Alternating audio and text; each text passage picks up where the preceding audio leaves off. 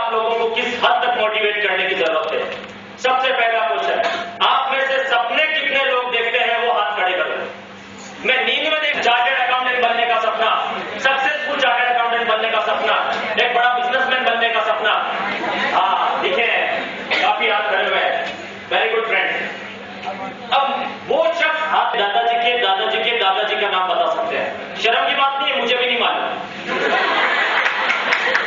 अब मुझे वो शख्स हाथ खड़ा करे जो महाराणा प्रताप का नाम बता, जो जानता है महाराणा प्रताप कौन थे।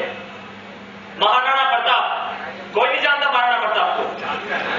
हाथ खड़े हुए हैं पीछे स्टूडेंट्स, सभी के हाथ खड़े हुए हैं। एक वो शख्स जिनसे आपका वंश चलता है, एक वो शख्स जिनकी वजह से आप यहां पर बैठे हैं, उनका नाम आपको नहीं मालूम, लेकिन वो शख्स जिनको सिर्फ आपने किताबों में पढ़ा, कभी मिले नहीं, कभी देखा नहीं, उसका नाम आपको मालूम है। पता है क्यों?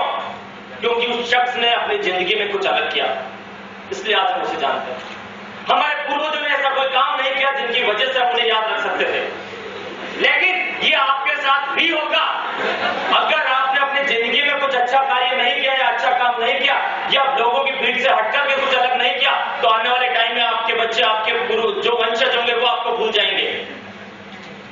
तो जरूरी है सबसे पहले हम जो सपना देखते हैं उस सपने को साकार करने का।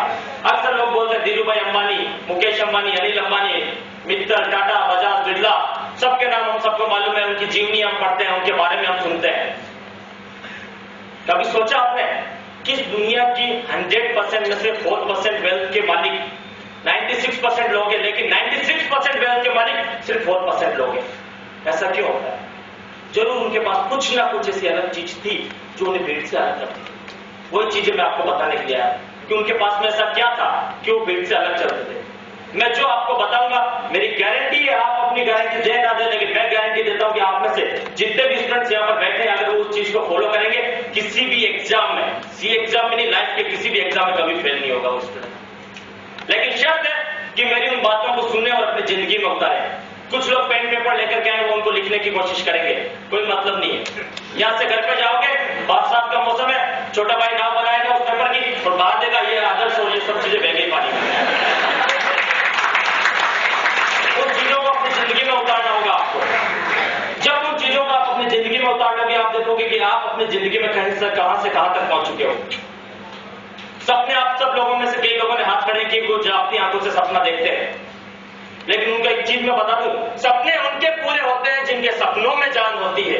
पंख लगाने से कुछ नहीं होता, हौसलों से उड़ान होती है। सबसे पहली चीज है कि आप सपना देखो जागती आंखों से, लेकिन तब तक अपनी आंखें खुली रखो जब तक कि आपका सपना सच ना हो जाए। अगर बीच में एक पलक भी झपका ली तो आपका सपना कोई और चुरा करके ले जाएगा। यहां से जाने के बाद मैं जानता हूं कि स्टूडेंट्स के व्यूज क्या क्या रहेंगे। कि एक सेमिनार में एक सर आए थे, उन्होंने ये कहा था, वो कहा था, ऐसा बोला था, पेपर प्रेजेंटेशन हुई, हमको ये सीखने को मिला। बाहर आप ही का एक दोस्त आपको बोलेगा पागल हो गया था, ये सब तो फालतू की बातें हैं। तेरे को मालूम है, तू कह रहा कि तू रैंक निकालेगी इस बार सीए में, परसेंटेज कितने बने थे तेरे 10th में? बोले 48%। बोले 12th में? बोले 40%। बोले अभी आईपीसीसी का रिजल्ट आया, वो कितने अटेम्प्ट में क्लियर किया? बोले 5 अटेम्प्ट में। बोले तू सीए फाइनल में रैंक निकालेगा? फिर आपको लगेगा नहीं, हम नहीं निकाल सकते। होगा आपके साथ, होगा ये आपके वो दोस्त है जो अपनी जिंदगी में कभी कुछ नहीं कर पाए, आप लोगों को कभी कुछ करने नहीं देंगे। अगर अपनी जिंदगी में आगे तरक्की का रास्ता अपनाना चाहते हो तो सबसे पहले अपने दोस्तों से दूर हो जाओ जो आपके सपने चुरा करके ले जाते हैं। ये वो शख्स है, ये वो चोर है जो आपको दिखाई नहीं देते, लेकिन जो सपना आपने देखा उस सपने को निकाल करके ले जाएंगे आपके दिमाग से। अपने सपनों को सच करने के लिए मैं आपको कुछ हथियार बताता हूं यहां पर। जहां से जो सबसे पहले मैं शुरुआत करूंगा वो है आपकी सोच, थिंकिंग। सोच दो तरह की होती है, नेगेटिव एंड पॉजिटिव। दोनों का डिफरेंस मैं आपको बताता हूं। पॉजिटिव सोच वाला आदमी जब चांद को देखता तो चांद की खूबसूरती की तारीफ करता है। नेगेटिव सोच वाला आदमी जब चांद को देखता तो चांद में उसे धब्बे नजर आते हैं। पॉजिटिव सोच वाला आदमी जब सूरज को देखता तो उसे लगता है सूरज रोशनी देने के लिए चमक रहा है, लेकिन नेगेटिव सोच वाला आदमी सोचेगा सूरज परछाई पैदा करने के लिए चमक रहा है। ये वो लोग हैं नेगेटिव लोग जो जिंदगी में कभी कुछ नहीं कर पाए और आपको कुछ करने नहीं देंगे। आज सुबह जब मैं एक स्कूल के इनॉग्रेशन में गया था, वहां पर उस स्कूल के एड्रेस हमें मालूम नहीं था, एरोलिंक का वहां पर बोर्ड लगा था और एक टन पे किलोमीटर लिखे हुए थे। वो किलोमीटर का पत्थर देखकर भी मुझे एक चीज याद आई कि आपके वो फ्रेंड उस मील पत्थर के जैसे हैं जो खुद अपनी जगह पे खड़े हैं और 5 किलोमीटर दूर है अभी, ऊना 50 किलोमीटर दूर है अभी, औरंगाबाद 40 किलोमीटर दूर है अभी, जो खुद वहां तक नहीं जा सकते हैं, लेकिन आपको भी जाने नहीं देंगे और आपको लगेगा अरे मैं तो जा ही नहीं सकता, मेरा दोस्त कह रहा है मैं कैसे जा सकता हूं। तो सबसे पहली चीज अपने जो सोच है उसको बदलो, जो नेगेटिव सोच वाले लोग हैं उनसे दूर हो जाओ। एक छोटी सी कहानी मैं आपको सुनाता हूं सोच को लेकर के। एक बार भगवान ने सोचा कि जिस तरह इंडिया और चाइना की पॉपुलेशन बढ़ रही है उस हिसाब से तो सब लोगों की मनोकामना पूरी करना मुश्किल हो जाएगा भगवान के लिए, क्योंकि भगवान एक लिमिटेड उसी में है कि भाई इतने से भगवान वो किन किन की सुनेंगे। उन्होंने कहा चलो धरती छोड़ करके चला जाए। वो धरती छोड़ करके रवाना हुए। जैसे ही जाने को शुरू हुए नारद मुनि आ गए, बोले भगवान कहां पर जा रहे हैं? बोले नारद मुनि ऐसी ऐसी समस्या है इसलिए धरती छोड़ करके जा रहे हैं। बोले भगवान जिस कंपनी ने अपने प्रोडक्ट को मैन्युफैक्चर किया वो रिपेयर नहीं करेगी तो फिर कौन करेगा? इस समस्या का समाधान आप निकालो। आप अगर धरती छोड़ करके चलेंगे तो मनुष्य का क्या होगा? भगवान ने बोला फिर मैं क्या करूं? बोले वो आपको देखना है। भगवान ने बोला मैं एक काम करता हूं, सबको सेपरेट सेपरेट भगवान दे देता हूं। बोले वो कैसे? बोले मैं मनुष्य की आत्मा स्वरूप उसके शरीर में विराजमान रहूंगा।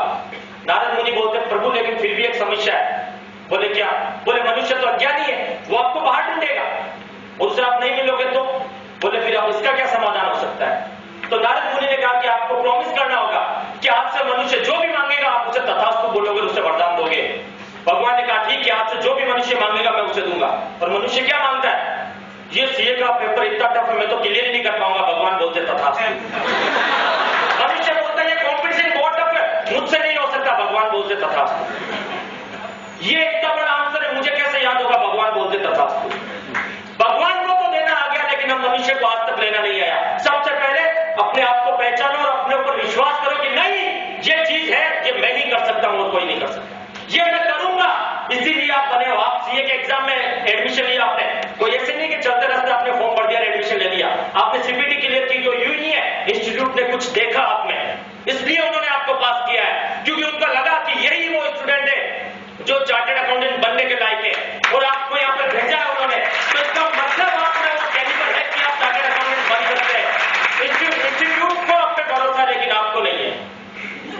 इंस्टीट्यूट को भरोसा है कि आप सीए बनने लायक हो पर आपको नहीं है। पहले अपने ऊपर भरोसा करने की कोशिश करो, उसको जगाओ अपने अंदर छुपी हुई शक्ति को। एक गडेरिया था, गोलियत एंड डेविड की कहानी सुनी आप लोगों ने? सर सीए की बुक से नजर उठाने की फुर्सत ही नहीं मिली, कहां से कहा जाता। एक गडेरिया था, डेविड नाम का, वो एक दिन अपने भाई से मिलने के लिए गया। उस गांव में सब लोग डरे डरे से सहमे से थे। उसने पूछा अपने भाई को कि आप सब लोग इतने डरे हुए सहमे से क्यों है? बोला यहाँ पर एक गोलियत नाम का बहुत बड़ा राक्षस रहता है जिससे कोई मार ही नहीं सकता। वर्ड ध्यान से सुनना। उसके भाई ने कहा यहाँ पर एक बहुत बड़ा राक्षस रहता है जिससे कोई मार नहीं सकता। अभी नहीं बढ़ना तो डेविड ने अपने शब्दों में क्या कहा? आप कहते हो कि इतना बड़ा राक्षस रहता है कि कोई मार नहीं सकता और मैं कहता हूं कि इतना बड़ा राक्षस रहता है मारो तो निशाना चूक नहीं सकता। छोटी चीज पर निशाना लगाना मुश्किल है, बड़ी पे नहीं। और उसी डेविड ने बुलेट से उस राक्षस को मार दिया था। ये थी उसके अंदर एक सोच जिसकी वजह से उसने अपने दुश्मनों पर विजय पाई। नजरों को बदलोगे तो नजारे बदल जाएंगे, नजरों को बदलोगे तो नजारे बदल जाएंगे। हिम्मत रही तो किस्मत के सितारे बदल जाएंगे। किनारे बदलने की जरूरत नहीं है दोस्तों, कश्तियां बदलोगे तो किनारे खुद ब खुद बदल जाएंगे। दूसरा हथियार जो मैं आपको यहाँ पे देना चाहता हूं सोच के बाद में, थिंकिंग के बाद में, वो है आत्मविश्वास, सेल्फ कॉन्फिडेंस।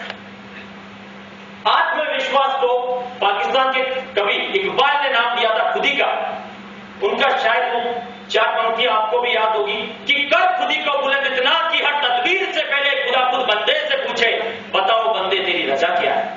अपने आप को इतना विश्वासी बना लो, अपने अंदर इतना विश्वास जगा लो कि अगर कोई आदमी है या कोई भगवान जो किस्मत लिखते हैं वो खुद आकर के आपको बोले बताओ आपकी किस्मत में क्या लिखना है मुझे।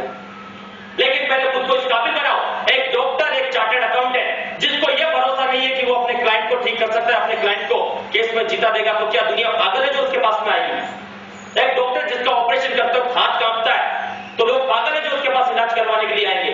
दुनिया इतनी पागल भी नहीं है। पहले अपने ऊपर विश्वास करो तो दुनिया आपके ऊपर विश्वास करेगी। रुडोल्फ विल्मा का नाम सुना आपने? एक कहानी सुना था रुडोल्फ विल्मा की। 2 साल की उम्र में उस लड़की को काला बुखार और पोलियो हो गया। डॉक्टर ने बोला ये लड़की अपनी जिंदगी में एक कदम नहीं चल पाएगी। 5 साल की उम्र में व्हील चेयर पे वो लड़की बैठी थी। उसकी माँ जो थी वो उसको गार्डन में घुमाने के लिए लेकर के आई। रुडोल्फ विल्मा ने माँ से पूछा, माँ ये सब बच्चे जो यहाँ पे खेल रहे हैं कूद रहे, मैं क्यों नहीं खेल सकती? माँ ने बोला, बेटा तेरी किस्मत में खेलना नहीं लिखा। बोले माँ ये किस्मत कौन लिखता? बोले बेटा ये तो विधाता लिखता है। बोले जब इस किस्मत के साथ जीना मुझे है, रहना मुझे है, करना मुझे, तो वो विधाता कौन होते हैं? मेरी किस्मत लिखने वाले। अपनी किस्मत मैं खुद लिखूंगी। 10 साल की उम्र में उस लड़की ने अपनी जिंदगी में पहला कदम उठाया था। जबकि साइंस फेल हो चुका था कि लड़की कभी खड़ी नहीं हो सकती, उस लड़की ने अपनी जिंदगी में पहला कदम 10 साल की उम्र में उठाया था। अपने स्कूल के अंदर एक एथलेटिक कॉम्पिटिशन में गई। सर को बोला, सर मैं इसमें पार्टिसिपेट करना चाहती हूँ। सर ने बोला, बेटा तू क्या करेगी? तू एक कदम नहीं चलेगी जितने में रेस खत्म हो जाएगी। बोला, सर मेरी नजर में हारा हुआ इंसान वो है जो अपने दिल से, अपने मन से हार जाता है। रुडोल्फ विल्मा के उस विश्वास को मैं अपनी इन पंक्तियों में बताना चाहूंगा आप लोगों को। फलक को जिद है अगर बिजलियां गिराने की, तो हमारी भी जिद है उसी जगह आशा बनाने की। उसने बोला, हारूंगी तो देखा जाएगा, लेकिन मैं तब तक पार्टिसिपेट करती रहूंगी जब तक जीत नहीं जाती, क्योंकि मेरी नजर में हारा हुआ इंसान वो है जो खुद से हार मान ले। उस लड़की ने पार्टिसिपेट किया, हारी 1 बार, 2 बार, 10 बार, 50 बार। 16 साल की उम्र में उसने अपने स्कूल के अंदर फर्स्ट पोजीशन लिया एथलेटिक्स में। और यहीं पे इतिहास खत्म नहीं हुआ, इतिहास को कुछ और लिखना था। उस लड़की ने जाकर के कोच को बोला कि सर मैं एथलेटिक्स में ओलंपिक में दौड़ना चाहती हूँ। उस वक्त ओलंपिक 1-2 साल के अंतराल में होते थे। उस वक्त लास्ट ओलंपिक की जो रनर थी एथलेटिक्स की, उसका नाम था जूता, जिसके और उसके रनर के बीच में 8 सेकंड का डिफरेंस था, जो बहुत बड़ा डिफरेंस होता है एथलेटिक्स में। बोला कि तुम लंगड़ी हो, तुम कैसे दौड़ोगी? किसी क्लब ने उसको हायर नहीं किया। एक क्लब था जो बंद होने वाला था, उसने सोचा चलो इस लड़की का दिल रख लिया जाए, इसको हायर कर लेते हैं। उन्होंने रुडोल्फ विल्मा को हायर किया। रुडोल्फ विल्मा को ट्रेनिंग दी। उसी रुडोल्फ विल्मा ने 1961 के ओलंपिक में एक बार ने जूता को 2 बार हराया था। 2 बार, एक बार रिले रेस में और एक बार 100 मीटर रेस में। ये वो लड़की थी जिसको डॉक्टर ने बोला अपनी जिंदगी में खड़ी नहीं हो सकती, वो लड़की एथलेटिक्स चैंपियन बनी, वो भी ओलंपिक की। जब वो एक लड़की ये सब कर सकती तो हम क्यों नहीं कर सकते? जो चलने का रास्ता इख्तियार करते हैं वही मंजिल को पार करते हैं। जो चलने का रास्ता इख्तियार करते हैं वही मंजिल को पार करते हैं। एक बार आगे बढ़ने का तो हौसला रखिए, इससे मुसाफिर का तो रास्ते भी इंतजार करते हैं।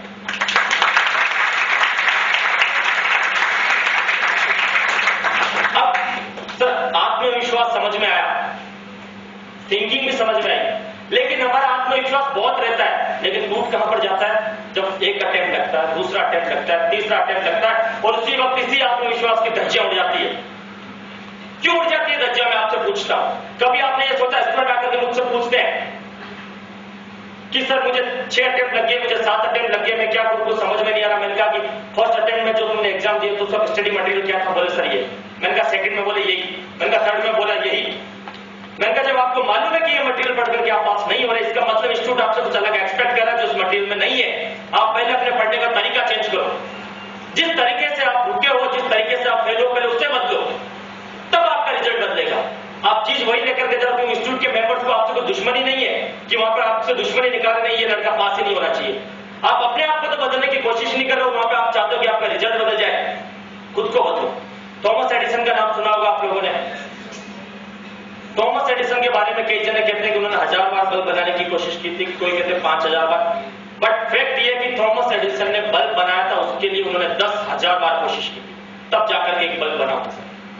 अगर ये थॉमस एडिसन 400 बार या 500 बार कोशिश करने के बाद में बोलते मुझसे तो बल्ब बन ही नहीं सकता, छोड़ो इसको, तो आज आप और मैं लालू प्रसाद यादव जी की उस लालटेन में पढ़ रहे हो।